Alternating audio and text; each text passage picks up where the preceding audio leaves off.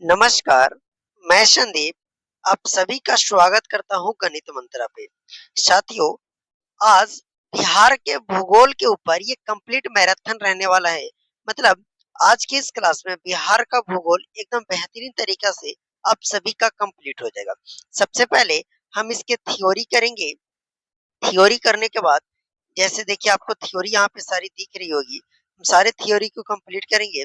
उसके बाद इसके रिलेटेड हम लोग पीवाईक्यू सवाल भी करेंगे जो इसके रिलेटेड मतलब बिहार के भूगोल से, जैसे Bihar police, Bihar SSC, BPSC, Bihar दरोगा, किसी भी एग्जाम में अगर पूछा गया है यहाँ से सवाल तो वो सारे सवाल को हम लोग कवर करेंगे। तो ये कंप्लीट मैराथन रहने वाला है बिहार के भूगोल के ऊपर और बहुत प्यारे तरीका से मैं आप सभी को बताने वाला हूँ। ओके, तो चलिए आइए आज की इस क्लास को शुरू करते हैं। फर्स्ट ऑफ ऑल आपको मैं बोल दूं कि अगर आप नए हुए तो चैनल को सब्सक्राइब जरूर कर लीजिएगा। इसी तरीका से कंटेंट आपको यहाँ पे मिलते ही रहता है। ओके साथियों, तो आइए सबसे पहला है कि अवस्थिति और आकार और सीमाएं के बारे में हम लोग जानेंगे कि बिहार की क्या अवस्थिति है, क्या आकार है और इसकी क्या सीमाएं हैं। ओके, सब कुछ जानेंगे डिटेल से। तो पहला आता है कि बिहार का जो कुल क्षेत्रफल है वो बिहार का क्षेत्रफल कितना है, तो ये 94,163 वर्ग किलोमीटर है। बिहार का क्षेत्रफल कितना है, तो 94,163 वर्ग किलोमीटर। याद कर लीजिएगा कि ये जो है ये बिहार का कुल क्षेत्रफल है। जो भारत का जो है वो 2.86% है। ये क्या होता है, तो कहने का मतलब कि मान लिया जाए कि भारत का कुल क्षेत्रफल 100% है। अपने आप में कोई भी 100% होता है तो भारत का कुल क्षेत्रफल कितना है साथियों, 100% है। तो उसमें जो बिहार अपना योगदान देता है वो देता है 2.86%। अब आई थिंक आपको ये क्लियर हो गया होगा कि ये 2.86 क्या है। ओके, आगे है कि बिहार का आकार कैसा है। बिहार का जो आकार है वह आयताकार है यानी कि रेक्टेंगुलर है।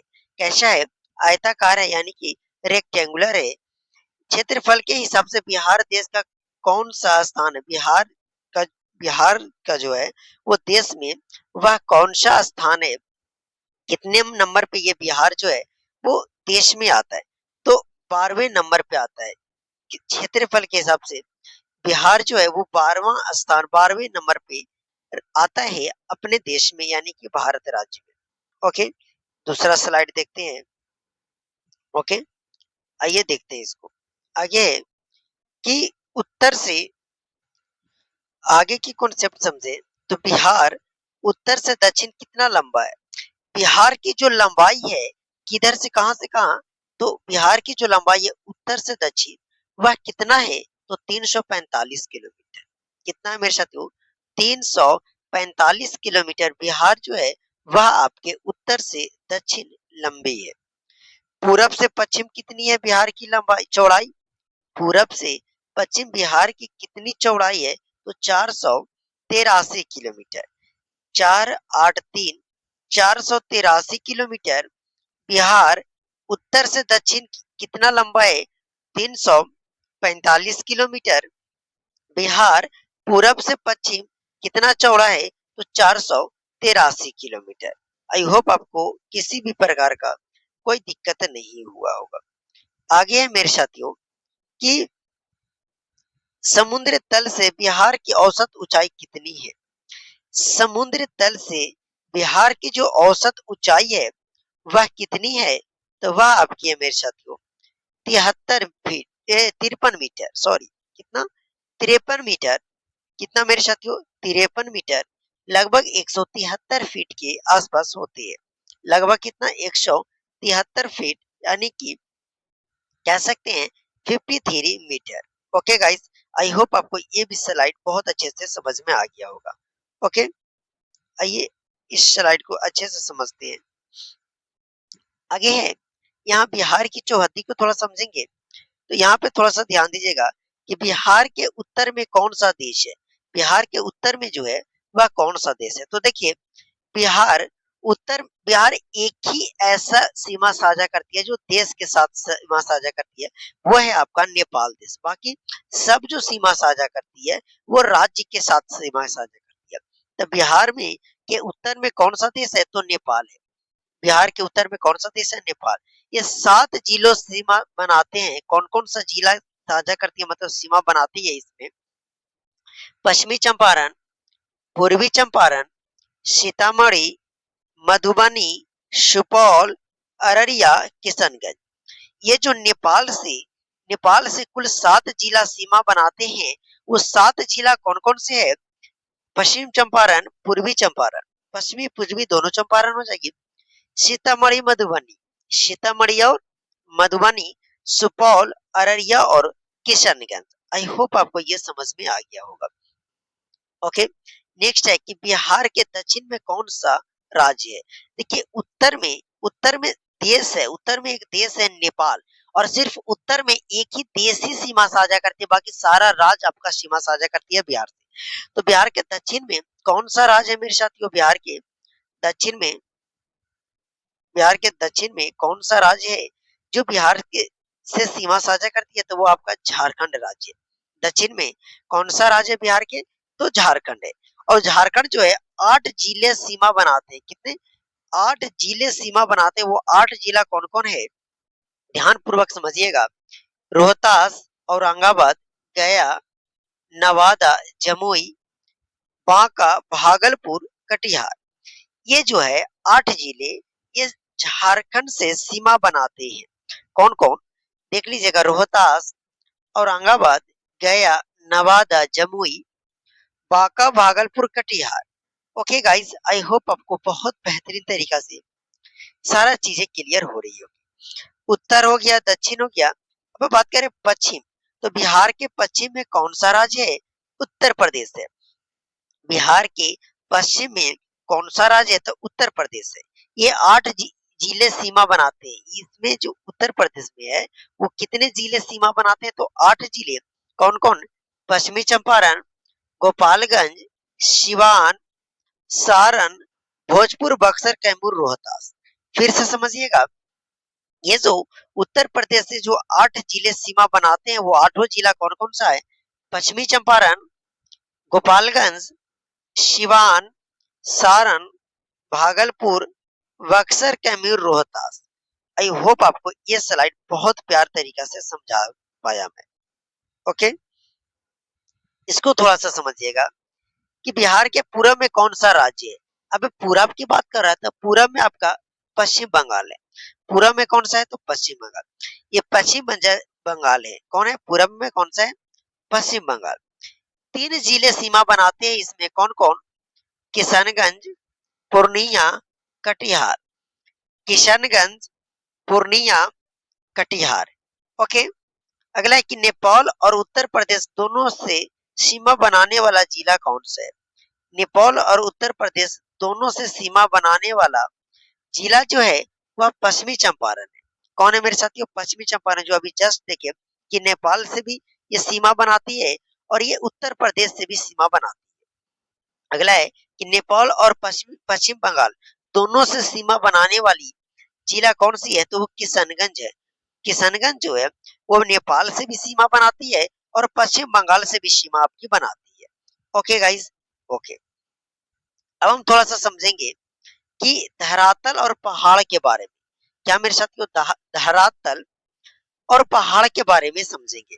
तो बिहार का कितना प्रतिशत हिस्सा मैदानी है? तो लगभग 95%। कितना प्रतिशत जो भाग है वह मैदानी है? तो लगभग 95% बिहार का जो हिस्सा है वो मैदानी क्षेत्र है, मैदानी भाग है। ओके, आगे देखेंगे तो बिहार का सबसे ऊंचा पहाड़ी कौन सा है? बिहार का सबसे ऊंचा पहाड़ी जो है मेरे साथियों वह कौन सा है? तो सोमेश्वर पहाड़ी। कौन है?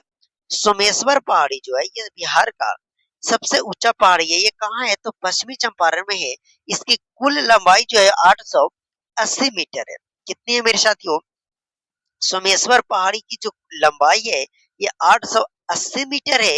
ये कहाँ है? तो ये पश्चिमी चंपारण में है। ओके, आइए आगे चीजों को समझते हैं। आगे बोलता है कि रामपुराब और दून घाटी किस क्षेत्र के भाग है? क्या मेरे साथियों? रामपुरवा और दून घाटी किस क्षेत्र का भाग है? रामपुरवा और दून घाटी जो है ये किस क्षेत्र का भाग है? तो शिवालिक पर्वतीय क्षेत्र का भाग है। किसका? शिवालिक पर्वतीय क्षेत्र का भाग जो है ये आपका रामपुरवा और दोन घाटी है। ओके, आगे पॉइंट को समझेंगे तो आगे क्या कहते हैं कि गंगा नदी मैदान के किन दो भागों में बांटती है। गंगा नदी मैदान को किन दो भागों में बांटती है मेरे साथियों। गंगा नदी किन मैदान को किन दो भागों में बांटती है। तो एक तो बांटती है उत्तरी मैदान और एक दक्षिणी मैदान। उत्तरी मैदान बाढ़ प्रभावित क्षेत्र आते हैं, दक्षिणी मैदान में सूखा प्रभावित क्षेत्र आते हैं। गंगा नदी मैदान को दो भागों में बांटती है, उत्तरी मैदान, दक्षिणी मैदान। उत्तरी मैदान में जो भी क्षेत्र आते हैं वो बाढ़ प्रभावित होते हैं, दक्षिणी में जो भी आते हैं वो सूखा प्रभावित होते हैं, सुखाड़ से प्रभावित होते हैं। ओके, आगे समझते हैं कि कैमूर के पठार किस पर्वत श्रृंखला का हिस्सा है। कैमूर का जो पठार है किस पर्वत श्रृंखला का हिस्सा है। तो विंध्य पर्वत श्रृंखला का। किसका। तो विंध्य पर्वत श्रृंखला का कैमूर का पठार जो है वह हिस्सा है। ओके, कैमूर और रोहतास की पहाड़ियों में कौन सा पत्थर सबसे ज्यादा मिलता है। किस किस के पहाड़ियों में। तो कैमूर और रोहतास की पहाड़ियों में कौन सा पत्थर सबसे ज्यादा मिलता है मेरे साथियों। कौन सा पत्थर। तो वह आपका चूना पत्थर हो जाएगा। कौन। चूना पत्थर जो है वह आपका कैमूर और रोहतास की पहाड़ियों में ज्यादातर मिलते हैं। आई होप आपको ये भी कॉन्सेप्ट बहुत प्यार से समझ आ दिया। मैं अब थोड़ा सा समझेंगे किसके बारे में गाइस। तो समझेंगे नदियां, जलप्रपात और झीलों के बारे में। नदियां, जलप्रपात और झीलें के बारे में समझते हैं। तो आगे क्या कॉन्सेप्ट है कि बिहार के बीचों बीच कौन सा मुख्य नदी बहती है। बिहार के बीचों बीच कौन सी मुख्य नदी बहती है। तो वह आपकी गंगा नदी हो जाएगी। गंगा नदी जो है बिहार के बीचों बीच बहती है। कौन सी नदी। गंगा नदी। गंगा नदी बिहार के किस जिले में प्रवेश करती है। गंगा नदी जो है बिहार के किस जिले में प्रवेश करती है।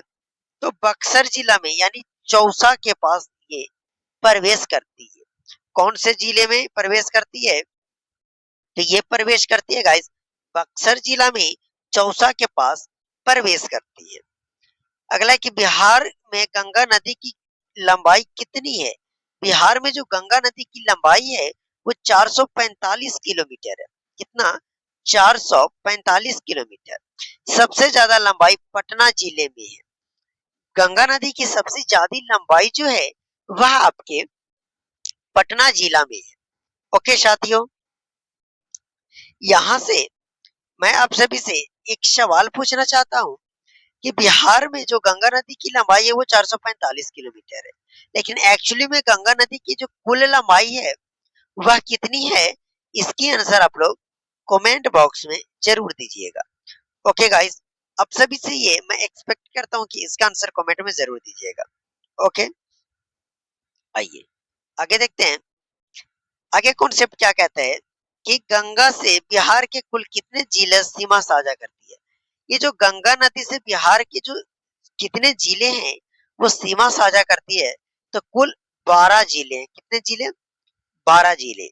अगला बिहार का शोक किस नदी को कहा जाता है। बिहार का शोक किस नदी को कहा जाता है। तो कोसी नदी को बिहार का शोक कहा जाता है। मार्ग बदलने के लिए ये प्रसिद्ध है। कभी ये जो कोसी नदी है कभी अलग जगह से तो कभी अलग रास्ता से एक तबाही के रूप में बिहार में बाढ़ लेकर आती है। ओके मेरे साथियों, तो कह सकते हैं कि बिहार का शोक नदी जो है वह कोसी नदी को माना जाता है, कोसी नदी को कहा जाता है। आई थिंक आपको यहाँ तक किसी भी प्रकार का कोई दिक्कत नहीं हुआ होगा।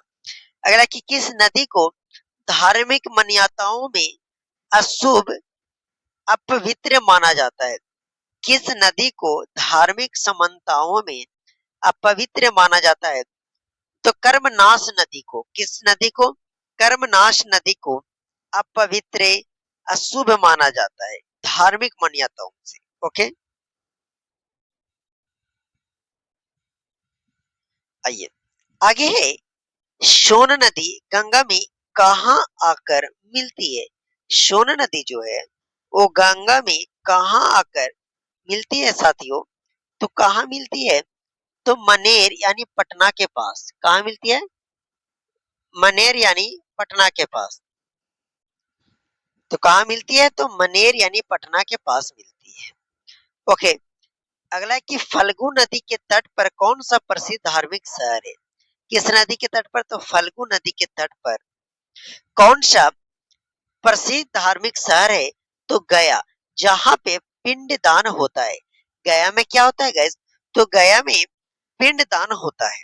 ओके, नेक्स्ट कॉन्सेप्ट आगे क्या पॉइंट कहता है कि देश का पहला सबसे बड़ा रबर डैम गया जी डैम किस नदी पर बना है? गया जी में आइएगा तो एक रबर डैम है। ये रबर डैम जो है वो किस नदी पर बना है? तो ये आपका फल्गु नदी पे बना है। किस नदी पे बना है? तो फल्गु नदी पे बना है। याद कर लीजिएगा, किस नदी पे? फल्गु नदी पे। ओके, आइए आगे चीजों को देखते हैं। अगला कि प्रसिद्ध ककोलत जलप्रपात किस जिले में स्थित है? यानी आप सुने होंगे ककोलत का झरना।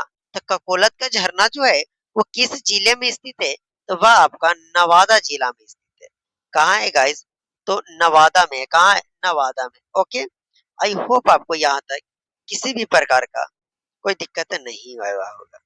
आगे है, धुआं कांड और मांझर कुंड जलप्रपात कहाँ स्थित है? धुआं कांड और मांझर कुंड जलप्रपात जो है वो सासाराम यानी कि रोहतास में है। कहाँ है? सासाराम रोहतास में ये स्थित है। कौन? धुआं कांड और मंझार कुंड। ओके, आई होप आपको यहाँ तक किसी भी प्रकार का कोई दिक्कत की सामना नहीं करना पड़ रहा होगा। आगे क्या है गाइस? आगे कॉन्सेप्ट को थोड़ा समझते हैं। भाई इसको इरेज कर लो। ओके, तेलहर कुंड और करकट जलप्रपात किस जिले में है? क्या है कि तेलहर कुंड और करकट जलप्रपात किस जिले में स्थित है? तो ये आपका जो है मेरे साथियों ये कैमूर में है। कहाँ है? कैमूर में सही आंसर हो जाएगा कैमूर। ओके, साथियों आप देखिएगा कि बिहार के भूगोल से किस टाइप के प्रश्न सवाल आपके एग्जाम में पूछे जाते, चाहे बिहार पुलिस का एग्जाम हो, बिहार एसएससी के एग्जाम हो, बीपीएससी के एग्जाम हो, किसी भी अगर आप बिहार में गवर्नमेंट एग्जाम की प्रिपरेशन करते हैं ना, तो ये वीडियो आपको पता चल रहा होगा कि बहुत ज्यादा इंपॉर्टेंट है आप सभी के लिए। ओके, आइए ना आगे कॉन्सेप्ट को हम समझते हैं। आगे कि बिहार का एकमात्र रामसर स्थल, कौन सा स्थल?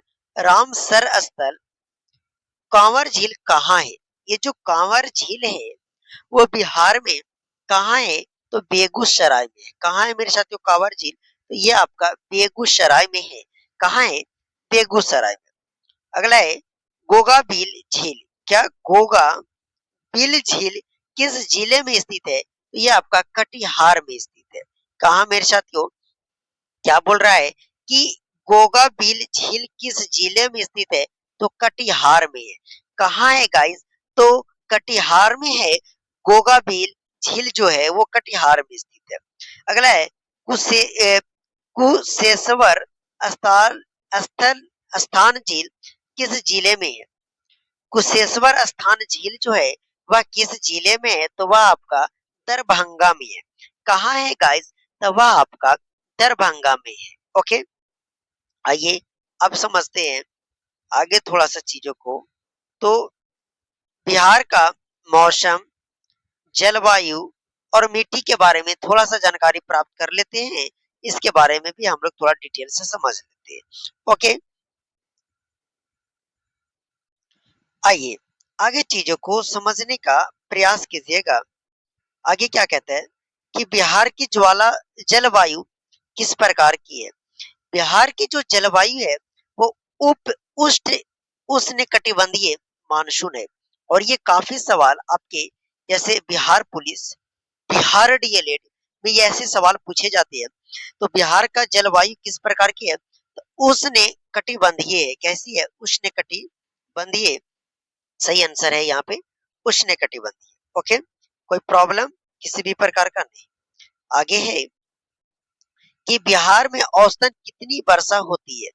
बिहार में जो औसतन कितनी वर्षा होती है, तो लगभग 112 सेंटीमीटर। कितना होती है, तो लगभग 112 सेंटीमीटर औसतन वर्षा होती है। बिहार में सबसे ज्यादा बारिश किस जिले में होती है। बिहार में सबसे ज्यादा बारिश किस जिले में होती है, तो किशनगंज में होती है। कहाँ होती है बिहार में सबसे ज्यादा बारिश, तो वह आपके किशनगंज में होती है। याद कर लीजिएगा ये भी चीजों को। ओके, आगे बिहार में सबसे कम बारिश किस जिले में होती है, तो औरंगाबाद में होती है। बिहार में सबसे कम बारिश जो है वह आपके औरंगाबाद जिला में होता है। ओके, आइए, बिहार का सबसे गर्म और सबसे ठंडा जिला कौन है, तो वो गया जिला है। और मैं गया जिला से ही बिलोंग करता हूँ। मतलब सबसे ज्यादा गर्मी जो है वो बिहार के गया जिला और ठंडा भी गया जिला में होता है। ओके, आइए आगे पॉइंट कहता है कि बाढ़ के पानी से हर साल आने वाली नई उपजाऊ मिट्टी को क्या कहते हैं। ये जो बाढ़ से आने वाली हर साल नई उपजाऊ मिट्टी है, इसे हम लोग क्या कहते हैं, तो इसे मिट्टी कहा जाता है। क्या कहा जाता है, खादर मिट्टी। ओके, अगला है कि पुरानी जलोढ़ मिट्टी को क्या कहा जाता है। पुरानी जलोढ़ मिट्टी को, किस मिट्टी को, पुरानी जलोढ़ मिट्टी को क्या कहा जाता है, तो बांगर मिट्टी कहा जाता है। क्या कहा जाता है, बांगर मिट्टी कहा जाता है। अगला है कि दक्षिण गंगा तट के समांतर जल भराव वाली मिट्टी को क्या कहते हैं। दक्षिण गंगा तट के समांतर जल भराव वाली मिट्टी को क्या कहा जाता है, तो टाल मिट्टी कहा जाता है। क्या कहा जाता है, टाल मिट्टी। ओके गाइस, आइए आगे बढ़ते हैं। अब देखेंगे थोड़ा सा हम लोग कृषि, सिंचाई और फसलें के बारे में। मैं आप सभी को बोला हूँ कि पूरे बिहार का भूगोल कंप्लीट तो इस वीडियो में कंप्लीट होगी। मुझे नहीं पता कि वीडियो 50 मिनट की बनेगी, 40 मिनट की वीडियो बनेगी, बट अब बोर्ड पे मैं पढ़ाऊंगा। तो अगर यहाँ पे 30 मिनट में जो कॉन्सेप्ट मैं पढ़ा रहा हूँ, अगर बोर्ड पे पढ़ाया जाए और लाइव पढ़ाया जाए, तो ये कॉन्सेप्ट 2 गुना जाकर के 60 मिनट पे हो जाती है। मतलब आप सभी का चैट देखिए, प्लस में आप सभी से सब लोग सो बकवास कीजिए, फालतू फालतू के सवाल आएंगे। उससे अच्छा है आप रिकॉर्डेड क्लास देखिए, क्योंकि आपको जॉब लेनी है गाइस। ओके, तो आप इधर अब आज के डेट में क्या है कि ज्यादा भटकना नहीं है। कौन पढ़ने के लिए तो चीजें बहुत है, बट वही चीज पढ़ो जो आप सभी के लिए काफी ज्यादा सच में हेल्पफुल हो, और वहां से पढ़िए जहां आपको समझ में आए। ओके, ये नहीं देखना है कि वो छोटे चैनल है कि बड़े चैनल। कभी कभी छोटे लोग ऐसे घाव कर जाते हैं कि बहुत दिन तक आपको दर्द देगा, आप उसे कभी उबार नहीं पाइएगा। इसीलिए आप बस वहीं से पढ़िए जहां से समझ में आए। आपको क्या फायदा, आप कहीं से 50,000 का कोर्स ले लिया, वहां आपको 2% समझ में नहीं आ रहा, कहीं पे आपको फ्री अच्छे से समझ में आ रहा है, तो फ्री वाला का वैल्यू ज्यादा हुआ ना। भले आप उसका वैल्यू कम दीजिए, बट कोई बात नहीं गाइस, फ्री वाला हो या कुछ भी हो या कम ही हो, बट आपको जहां से चीजें समझ में आती है, बस वहां से आप पढ़ना शुरू कीजिए। धीरे धीरे आपके अंदर चेंजेस आने लगेंगे। ओके, अगला है, आगे अगर कॉन्सेप्ट को हम लोग समझे कि बिहार का मुख्य खाद्यान्न फसल कौन सी है। बिहार का जो मुख्य खाद्यान्न फसल है वह कौन सी है, तो वह आपकी धान, चावल, गेहूं और मक्का है। चारों है, धान, चावल, गेहूं, मक्का। तो धान को ही तो चावल बोलते हैं, तो धान चावल सेम हो गया। ओके, आइए आगे देखते हैं। बिहार में जूट का सबसे बड़ा उत्पादक जिला कौन सा है, यानी जूट का सबसे ज्यादा उत्पादक जिला कौन सा है, तो पूर्णिया है। कौन सा है, पूर्णिया। दूसरे स्थान पे कटिहार है। पहले स्थान पे पूर्णिया है, दूसरे स्थान पे कटिहार है। ओके, ओके, आगे कि शाही लीची के लिए कौन सा जिला प्रसिद्ध है, तो मुजफ्फरपुर। लीची के लिए कौन सा जिला प्रसिद्ध है, मुजफ्फरपुर। और अगला है कि आम की कतरानी चावल, आम और कतरनी चावल का कहाँ का प्रसिद्ध है, तो भागलपुर। भागलपुर प्रसिद्ध है। मखाना उत्पादन में बिहार का देश में कौन सा स्थान है। मखाना उत्पादन के लिए बिहार का जो है वो अपने भारत देश में कौन सा स्थान है, तो पहला स्थान है। ओके, मुख्यतः दरभंगा और मधुबनी में जो है वह आपके मखाना सबसे ज्यादा उत्पन्न किए जाते हैं। ओके, अगला है, बिहार की सबसे पुरानी नहर प्रणाली कौन सी है? तो सोन नहर प्रणाली कब बनी थी?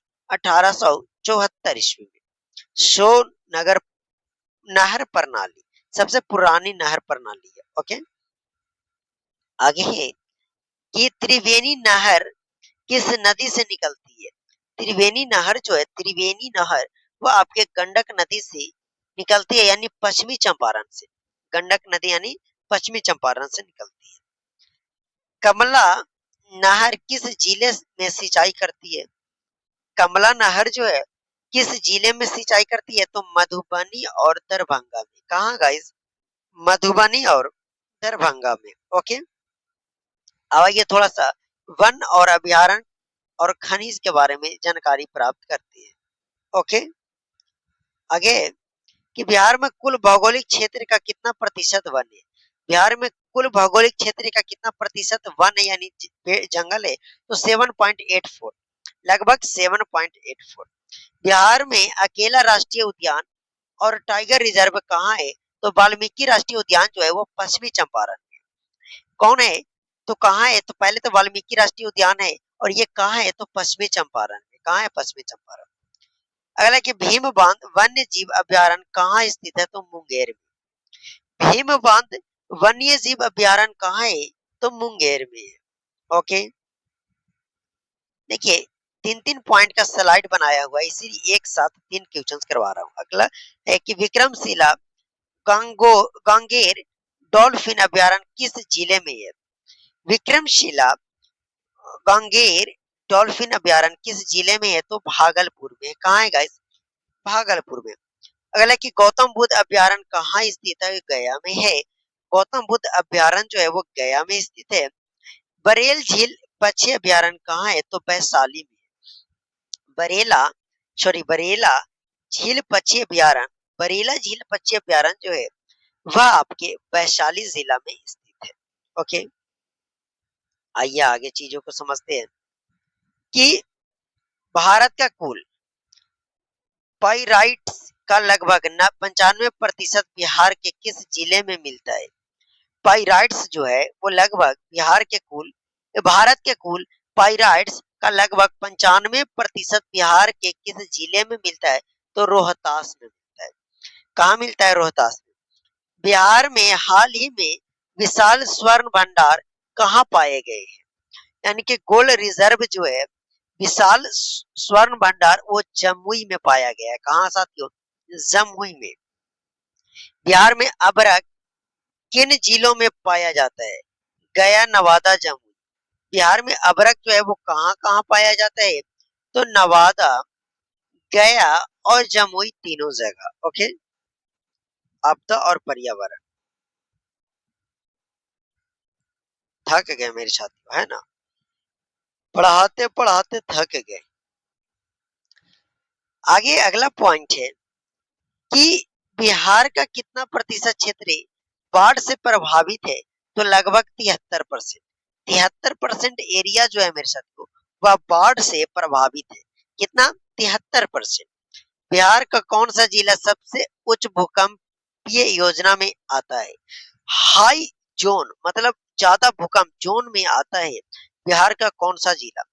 तो उत्तरी पूर्वी जिला जैसे किशनगंज, सुपौल, सहरसा, ये सब जो है उच्च भूकंपीय जोन में आते हैं। कौन कौन? किशनगंज, सुपौल, सहरसा। ओके, गर्मियों में चलने वाली गर्म हवाओं को बिहार में क्या कहा जाता है? गर्मियों में चलने वाली गर्म हवा जो है बिहार में क्या कहा जाता है? तो लू कहते नहीं, आज बहुत लू चल रहा है तो इसे लू कहा जाता है। ओके साथियों, आइए अब हमारा जो है कॉन्सेप्ट पूरे तरीका से क्लियर हो गया, तो हम अब आते हैं गाइस मेन टॉपिक पीवाईक्यू पे कि बिहार के भूगोल से किस टाइप के सवाल आपके एग्जाम में पूछे जाते हैं। ओके, आइए कोई बात नहीं, पहला सवाल के ऊपर चलेंगे। पूरे डिटेल तरीके से सारे सवाल को आपके सामने रखूंगा, प्रश्न पढ़ूंगा, आप देखते हुए चलिएगा। सारे प्रश्न का आंसर है जिसका, हालांकि जब आप पढ़ लिए तो बहुत का आंसर आप खुद दे दीजिएगा। ओके गाइस, चलिए मैं यहाँ से शुरू करता हूँ। थोड़ा सा मैं पेन को पतला कर लेता हूँ। ओके, चलिए अब है कि बिहार के कुल भौगोलिक क्षेत्रफल भारत के कुल भौगोलिक क्षेत्रफल का कितना प्रतिशत है? जस्ट मैं बताया था कि कुल क्षेत्रफल जो बिहार का है वो 94,163 वर्ग किलोमीटर है। कितना? 94,163 वर्ग किलोमीटर है, जो भारत के कुल 2.86% है। भारत के कुल कितना है? तो 2.86% यानी ऑप्शन बी यहाँ पे सही आंसर हो जाएगा। ये परीक्षा 53 बीपीएससी प्रीलिम्स 2011, 63वां बीपीएससी प्रीलिम्स 2018 में पूछा गया सवाल है। अब चेकआउट कर लीजिएगा। ओके, अगला है कि ये बीपीएससी प्रीलिम्स 2020 में पूछा गया कि बिहार में गंगा नदी किस जिले से प्रवेश करती है? बिहार में गंगा नदी जो है वह किस जिले से प्रवेश करती है? तो मैं आपको बताया था कि बक्सर से। कहां से? बक्सर से चौसा नामक स्थान पे प्रवेश करती है। कहाँ करती है? तो चौसा, याद कर लीजिएगा। चौसा, चौसा के स्थान पर प्रवेश करती है। बक्सर में गंगा नदी जो है प्रवेश करती है किस स्थान पे? तो चौसा नामक स्थान पे। ओके, आइए Bihar police constable 2020, BSSC Bihar SSC CGL 2015 में ये पूछा गया सवाल है कि निम्न कौन में किस नदी को बिहार का शोक कहा जाता है? बिहार का शोक नदी किस नदी को कहा जाता है मेरे साथियों? कोसी नदी को कहा जाता है। कोसी नदी को क्यों कहा जाता है? क्योंकि ये जो है मार्ग बदलने और बाढ़ के लिए प्रसिद्ध है। ये बाढ़ लाता है मेरे साथियों, अलग अलग रास्ता बदल बदल के। ओके, कोसी नदी को बिहार का शोक नदी कहा जाता है। ओके, बिहार का एकमात्र राष्ट्रीय उद्यान जिसका नाम है वाल्मीकि राष्ट्रीय उद्यान किस जिले में स्थित है? वाल्मीकि राष्ट्रीय उद्यान किस जिले में स्थित है? जस्ट बताया था, पश्चिमी चंपारण। कहाँ? पश्चिमी चंपारण में ये जो है वाल्मीकि राष्ट्रीय उद्यान स्थित है। बिहार का इकलौता टाइगर रिजर्व है ये। बिहार का एक लौता ये टाइगर रिजर्व है, वाल्मीकि राष्ट्रीय उद्यान। ओके, नेक्स्ट सवाल है कि बिहार के सबसे अधिक वर्षा वाला जिला कौन सा है? ये भी बीपीएससी प्रीलिम्स 2015 में पूछा गया। तो बिहार का सबसे अधिक वर्षा वाला जिला कौन सा है? तो किशनगंज है। सबसे पहले मानसून यहीं आता है। अच्छा, बिहार में सबसे कम वर्षा कहाँ होती है? तो औरंगाबाद में होती है। औरंगाबाद में होती है। कहाँ गाइस? औरंगाबाद में। गया जो है ये सबसे गर्म और सबसे ठंडा जिला है, गया जिला। ओके, आगे आते हैं। बिहार का कौन सा जिला सबसे अधिक गर्म और सबसे ठंडा जिला है? ये भी 47 BPSC prelims 2005, BPSC inter level 2017 में पूछा गया है कि बिहार का कौन सा जिला सबसे अधिक गर्म और ठंडा है? तो जस्ट बताया, गया। क्या मेरे साथियों? गया हो जाएगा। अगला है कि बिहार में त्रिवेणी नहर किस नदी से निकलती है? तो किस नदी से निकलती है मेरे साथियों? त्रिवेणी तो गंडक नदी से। त्रिवेणी नहर जो है वो गंडक नदी से निकलती है। ऑप्शन सी यहाँ पे सही आंसर हो जाएगा। ओके, अगला है बिहार का एकमात्र रामसर स्थान, रामसर स्थल कांवर झील किस जिले में स्थित है? यानी कि कांवर झील जो है वह आपके कहाँ स्थित है? तो वह आपका बेगूसराय में। कहाँ मेरे साथियों? बेगूसराय में ये स्थित है। और इसके साथियों आगे सवाल को देखते हैं कि भारत में पाइराइट्स का 95% से अधिक उत्पाद बिहार के किस जिले में होता है? पाइराइट्स का जो 95% से अधिक उत्पाद जो है बिहार के किस जिले में होता है? तो रोहतास में होता है। कहा मेरे साथियों? रोहतास में। ओके, अगला है कि बिहार के कितने जिले नेपाल देश से के साथ अंतरराष्ट्रीय सीमा साझा करती है? तो बिहार के कितने जिले मेरे साथियों? मैं बताया था 7 जिला। कौन कौन? पश्चिमी चंपारण, पूर्वी चंपारण, सीतामढ़ी, मधुबनी, सुपौल, अररिया, किशनगंज। ये जो है ये 7 जिले बिहार के 7 जिले नेपाल देश के साथ अंतरराष्ट्रीय सीमा साझा करती है। ओके, आगे है प्रसिद्ध ककोलत जलप्रपात बिहार के किस जिले में स्थित है? तो Bihar SSC inter level mains के 2020 में ये पूछा गया सवाल है। तो ककोलत का झरना कहाँ है? तो नालंदा में। कहाँ?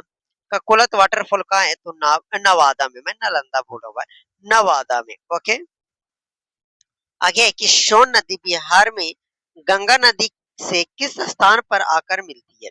सोन नदी जो है बिहार में गंगा नदी से किस स्थान पर आकर मिलती है? तो मनेर यानी पटना के पास मिलती है। पटना के पास यानी कि दानापुर के पास मिलती है। ओके, बिहार में दानापुर। बिहार का सर्वोच्च चोटी सोमेश्वर श्रेणी की ऊंचाई लगभग कितनी है? सोमेश्वर श्रेणी की ऊंचाई 880 मीटर है। पश्चिमी चंपारण में ये स्थित सोमेश्वर श्रेणी है। कहाँ स्थित है? पश्चिमी चंपारण में। ओके, आइए आगे सवाल देखते हैं। ये बिहार पुलिस एसआई दरोगा 2018 में पूछा गया सवाल है कि बिहार की उत्तर से दक्षिण की कुल लंबाई कितनी है? बिहार की उत्तर से दक्षिण की जो कुल लंबाई है वो कितनी है? 345 किलोमीटर है। कितना मेरे साथियों? 345 किलोमीटर। सो साथियों, बिहार का भूगोल मैं आप सभी को पूरे अच्छे तरीका से कंप्लीट करवा दिया। तो ये क्लास आज यहीं पे होती है समाप्त। कैसी लगी वीडियो कमेंट करके जरूर बताइएगा। ओके साथ